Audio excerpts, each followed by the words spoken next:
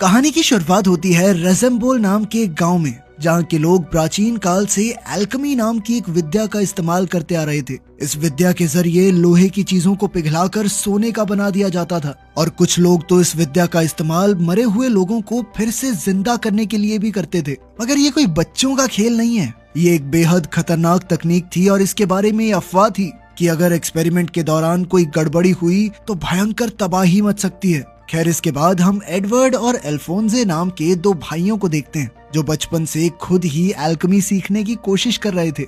इस काम के लिए वो अक्सर अपनी लाइब्रेरी की किताबों का इस्तेमाल करते और किताबों के हिसाब से ही एक्सपेरिमेंट्स किया करते। एक दिन उन्होंने एल्केमी के जरिए खिलौना बनाया और खुशी से दौड़कर अपनी माँ को दिखाने गए। उनकी माँ ने भी खुश होकर उन्हें गले लगा लिया, पर जैसे ही वो दोनों फिर से खेलने के लिए मुड़े तो अचानक उनकी माँ को दिल का दौरा पड़ गया और उनकी मौके पर ही मौत हो गई। इससे दोनों भाइयों को काफी गहरा सदमा लगा, क्योंकि अब उनकी देखभाल करने वाला कोई नहीं था। वो किसी भी हालत में अपनी माँ से जुदा होने को तैयार नहीं थे।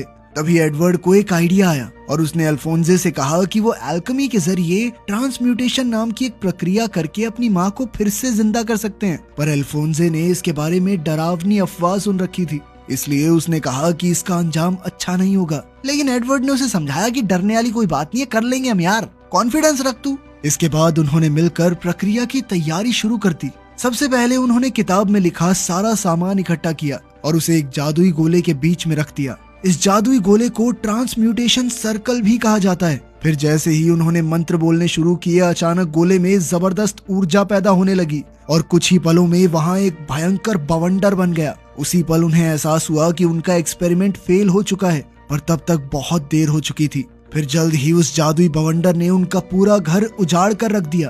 फिर इस घटना के 20 साल बाद हम देखते हैं कि एडवर्ड अब काफी बड़ा हो चुका था और वो तेजी से एक मॉन्क के पीछे भाग रहा था, जिसके पास एक रहस्यमयी लाल पत्थर था। असल में इस पत्थर की मदद से बिना किसी सामग्री के भी एल्केमी की जा सकती थी। अब जैसे ही एडवर्ड उस मॉन्क को पकड़ने वाला था तो अचानक मॉन्क ने इस खास पत्थर की मदद से एडवर्ड पर बड़े बड़े पिलर्स से हमला कर दिया। इनसे बचने के लिए एडवर्ड को उल्टे पांव भागना पड़ा। इसके बाद उसने पाताल से कई भयानक मॉन्स्टर्स को बुलाकर उन्हें एडवर्ड के पीछे छोड़ दिया। तभी अचानक एडवर्ड ने अपनी जादुई छड़ी निकाली और तब ये पता चलता है कि अब वो भी एक माहिर एल्केमिस्ट बन चुका था। उसी पल वहाँ एक रोबोट जैसा भारी भरकम आदमी आया और उसने एक एक करके मॉन्स्टर्स को बुरी तरह पीटना शुरू कर दिया। वो इतना ज्यादा ताकतवर था कि वो मॉन्स्टर को उठाकर खिलौनों की तरह पटक रहा था। पर इसी दौरान गलती से उसका हेलमेट गिर गया और तब हम देखते हैं कि उसका कोई सर ही नहीं था, बल्कि उसका तो शरीर तक नहीं था। इधर एडवर्ड ने बाकी मॉन्स्टर्स को खत्म किया और फिर पता चला कि उसके शरीर में भी लोहे के हाथ पैर लगे थे और इसी वजह से सब उसे फुल मेटल एल्केमिस्ट के नाम से जानते थे। अब मॉन्क ने डर के मारे वहाँ से भागने की कोशिश की, पर जल्द ही एडवर्ड उस तक पहुँच ही गया। फिर उसने मॉन्क को अपने लोहे के हाथ से मुक्का मारा, जिससे मॉन्क के हाथ से वो लाल पत्थर नीचे गिर गया। एडवर्ड ने सोचा कि आखिरकार उसका मिशन पूरा हुआ, पर तभी वहाँ कर्नल मस्टैंग और उसकी फौज आ गई और उन्होंने मॉन्क और एडवर्ड को गिरफ्तार कर लिया।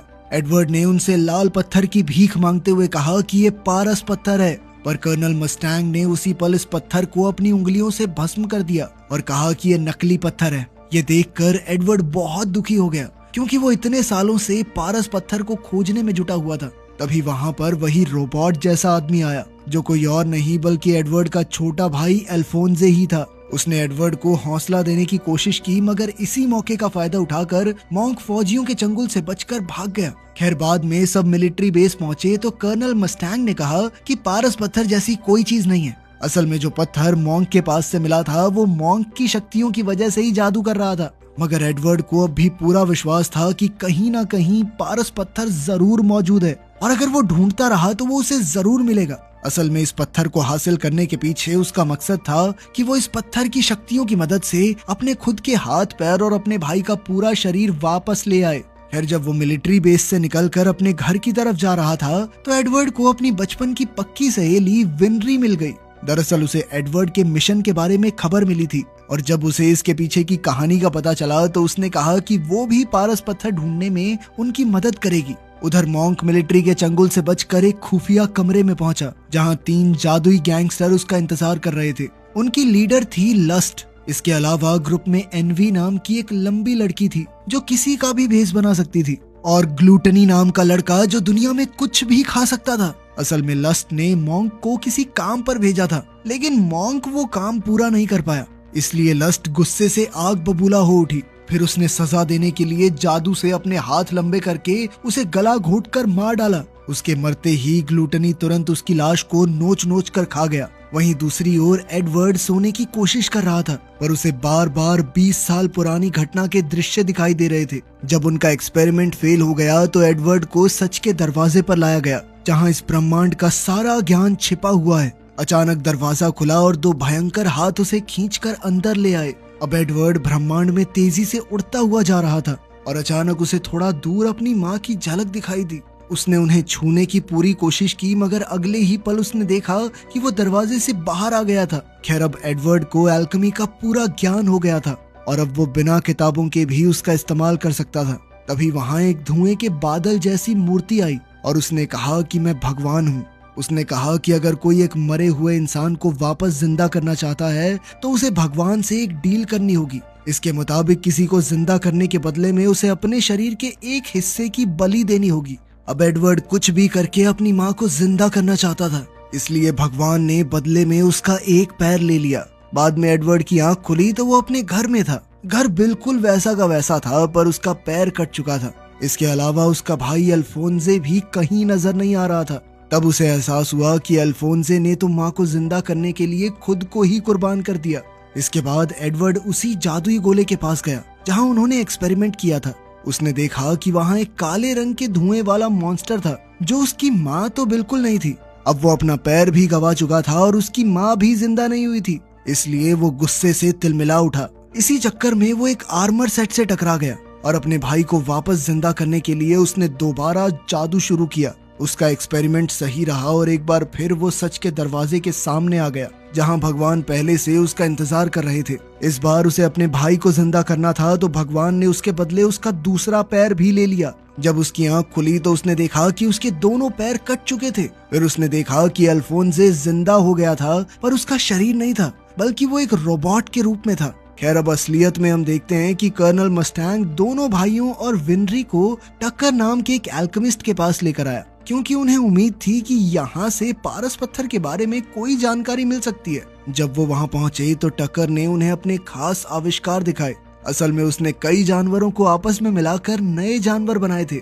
टक्कर ने उन्हें बताया कि आज से कुछ साल पहले वो सरकारी एल्केमिस्ट हुआ करता था, जो कि सरकार के लिए काम करता था, लेकिन फिर उसके सभी एक्सपेरिमेंट्स को बेकार बताकर उसे नौकरी से निकाल दिया गया। अब वो जी जान लगाकर नए आविष्कार बनाने में जुटा हुआ है ताकि वो अपना औहदा वापस हासिल कर सके। खैर, बाद में एडवर्ड ने टक्कर को अपनी पूरी कहानी सुनाकर कहा कि वो कैसे भी करके पारस पत्थर तक पहुंचना चाहता है। टक्कर ने कहा कि वो ये तो नहीं जानता कि ये मणि कहाँ मिलेगी, पर उस तक पहुंचने में वो एडवर्ड की पूरी मदद करेगा। इसके बाद एडवर्ड और विनरी ट्रेन से दूसरे शहर के लिए निकल पड़े। असल में यहाँ वो डॉक्टर मार्को से मिलने जा रहे थे, जिसके पास शायद पारस पत्थर की जानकारी थी। मगर जैसे ही वो उसके घर पहुंचे तो मार्को को लगा कि वो बुरे लोग हैं और उसने अपना बचाव करने के लिए एडवर्ड और विनरी पर गोलियां चला दी। तब एडवर्ड ने खुद को बचाने के चक्कर में गलती से मार्को को ही बेहोश कर दिया। जब मार्को को होश आया तो उसने कहा कि वो लोग पारस पत्थर के बारे में भूल जाएं तो ही बेहतर है।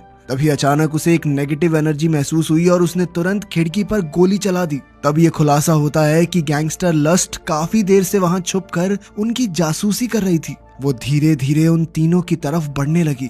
मार्को ने उस पर धुआंधार गोलियां चलाई, लेकिन लस्ट पर कोई असर नहीं हुआ। आखिरकार उसने अपने लंबे लंबे पंजों से सबको दीवार से चिपका दिया और मार्को के सीने में चाकू घोंपकर उसे मौत के घाट उतार दिया। उसके जाने के बाद मार्को ने अपनी आखिरी सांसें गिनते हुए एडवर्ड को बताया कि पारस पत्थर का सच उसे लेबोरेटरी 5 नाम की एक जगह में मिलेगा। असल में ये एक खुफिया बिल्डिंग थी जिसका इस्तेमाल मिलिट्री करती थी। एडवर्ड ने इसके बारे में और जानने की कोशिश की, मगर इतना कहते ही मार्को की मौत हो गई। इसके बाद एडवर्ड सीधा टक्कर के घर पहुंचा और वहां उसने देखा कि टक्कर ने एक इंसान और कुत्ते को मिलाकर एक अनोखा जानवर बनाया था। तब टक्कर ने खुलासा किया कि इस एक्सपेरिमेंट के लिए उसने अपनी बेटी और कुत्ते को ही कुर्बान कर दिया था। इससे पहले वाले जानवर उसने अपनी पत्नी के शरीर के हिस्सों का इस्तेमाल करके बनाए थे। ये सुनकर एडवर्ड गुस्से से लाल हो गया और वो टक्कर को बुरी तरह पीटने लगा। वो टक्कर की जान लेने ही वाला था कि ऐन वक्त पर अल्फोंसे ने वहां आकर उसे रोक दिया। फिर टकर को अपनी पत्नी और बेटी की जान लेने के जुर्म में जेल में कैद कर दिया गया।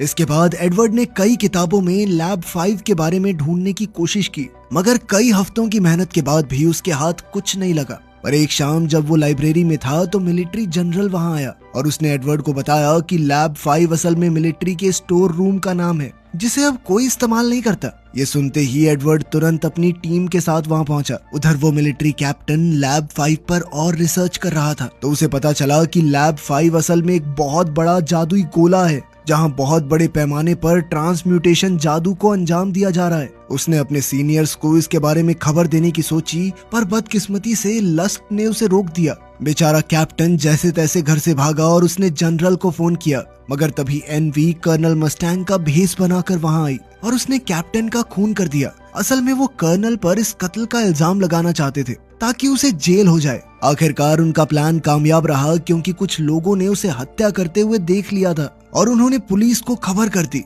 वहीं दूसरी ओर वो पागल साइंटिस्ट टकर भी जेल से भाग निकला। वहीं एडवर्ड और उसके दोस्तों को भी गिरफ्तार कर लिया गया था, क्योंकि वो खूनी कर्नल मस्टैंग के साथ अक्सर दिखाई देते थे। फिर उन्हें कमरे में कैद कर दिया गया, पर एडवर्ड बड़ी चालाकी से सबको लेकर भाग निकला। इसके बाद वो एक गाड़ी चुरा कर लैब 5 में पहुंचे, जहां कर्नल मस्टैंग और एक लेफ्टिनेंट के बीच लड़ाई चल रही थी। अचानक मस्टैंग ने चुटकी बजाई और उसी पल लेफ्टिनेंट के शरीर में आग लग गई। सबको लगा कि मस्टैंग पागल हो चुका है, पर तभी जलते हुए लेफ्टिनेंट का रूप बदला और तब पता चला कि वो लेफ्टिनेंट के भेष में एनवी थी। जल्द ही लस्ट और उसके गुंडे भी वहां आ पहुंचे और लस्ट ने मस्टैंग के पेट में चाकू घोंपकर उसे बुरी तरह जख्मी कर दिया। इसके बाद वो वहां से भाग निकली तो एडवर्ड ने उसका पीछा किया, मगर जल्द ही वो एक सुनसान कमरे में पहुंचा जहां एक बड़ा सा जादुई गोला बना हुआ था। लेकिन इससे पहले कि वो कुछ समझ पाता, साइंटिस्ट टकर उसके सामने आया। उसने अपनी जेब से एक पारस पत्थर निकाला और ये खुलासा किया कि यहाँ हजारों की तादाद में ऐसे पत्थर बनाए जाते हैं। असल में ये ऑपरेशन मिलिट्री का ही चलाया हुआ था। फिर टकर ने कहा कि किसी मरे हुए इंसान को जिंदा करने के लिए कुर्बानी तो देनी पड़ती है, इसलिए बड़े बड़े आर्मी ऑफिसर्स अपने घर वालों को फिर से जिंदा करने के लिए कैदियों की कुर्बानियां दे रहे थे। ये सुनकर एडवर्ड हक्का बक्का रह गया, लेकिन इससे पहले कि वो कुछ और जान पाता, तभी अचानक लस्ट ने वहां आकर टक्कर को मार डाला, क्योंकि उसने एडवर्ड को खुफिया राज बता दिया था। तब ये खुलासा होता है कि लस्ट कोई आम इंसान नहीं, बल्कि जादू से बनाई गई एक क्रीचर है, इसीलिए वो इतनी ज्यादा शक्तिशाली थी। तभी इस पूरे ऑपरेशन का मास्टरमाइंड जनरल वहां आया। उसने बताया कि उसका असली मकसद ऐसे ही सुपरनैचुरल इंसानों की फौज खड़ी करना है और लस्ट उसके सबसे ताकतवर योद्धाओं में से एक है। इसके बाद उसने कमरे की बत्ती जलाई तो अचानक टक्कर ने देखा कि छत पर हजारों बेजान रोबोट्स लटके हुए थे। फिर जनरल ने सभी पारस पत्थर सिलेंडर्स के जरिए रोबोट्स तक पहुंचाए और जैसे ही वो पत्थर रोबोट्स की छाती में लगाए गए तो एक एक करके वो जिंदा होने लगे। अपने बनाए रोबोट्स को जिंदा होते देखकर जनरल खुशी से झूम उठा और उनसे मिलने गया, मगर जल्द ही सभी रोबोट्स ने उसे घेर लिया और उसे ही नोच नोच कर खा गए। इतनी ही देर में कर्नल अल्फोंसे और विनरी भी बाकी जनरल्स के साथ उस कमरे में आ पहुंचे और फिर वो सब एडवर्ड के साथ मिलकर रोबोट्स का सामना करने लगे। रोबोट्स की तादाद बहुत ज्यादा थी, इसलिए उन्हें लगा कि आज वो मारे जाएंगे, पर तब कर्नल मस्टैंग ने कहा कि रोबोट्स को मारने के लिए उनके सर आपस में टकराने होंगे। इसी तरीके से उन्होंने रोबोट्स को मारना शुरू कर दिया, मगर फिर भी उनकी तादाद कम होने का नाम नहीं ले रही थी, इसलिए एडवर्ड और उसके साथी चालाकी से बाहर आ गए। लेकिन वहां उनका सामना लस्ट और उसके गुंडों से हुआ। हालांकि मस्टैंग जख्मी था, मगर फिर भी उसने अपनी सारी शक्ति इकट्ठी करके जबरदस्त आग निकाली, जिसमें एनवी जलकर राख हो गई। इसके बाद कर्नल ने लस्ट पर हमला किया, पर कोई फायदा नहीं हुआ, क्योंकि वो बार बार जिंदा हो जाती थी। कर्नल और एडवर्ड ये देखकर भौचक्के रह गए और आखिरकार लस्ट ने खुलासा किया कि उसकी छाती में पारस पत्थर लगा हुआ है, जिस वजह से उसके पास अद्भुत शक्तियां हैं। मगर ये राज बताना ही उसकी सबसे बड़ी गलती थी, क्योंकि उसी पल एडवर्ड, अल्फोंसे और कर्नल ने मिलकर उस पर एक साथ हमला कर दिया। तभी कर्नल ने अपनी जान जोखिम में डालकर उसकी छाती से पारस पत्थर निकाल लिया, जिससे लस्ट की तुरंत ही मौत हो गई।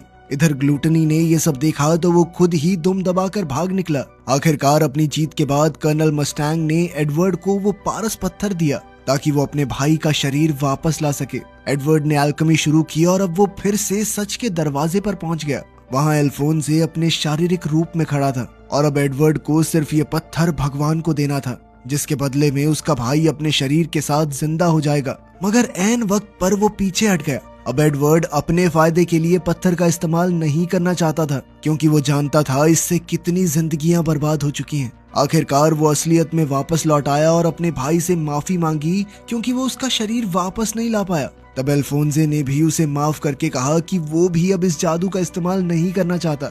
उसने कहा कि एल्केमी की वजह से ही उनकी जिंदगी में इतने हादसे हुए हैं और अब इस विद्या से दूर रहना ही बेहतर है। आखिरकार एडवर्ड और उसके साथियों ने एक नए सूरज को उगते हुए देखा और वो खुश थे कि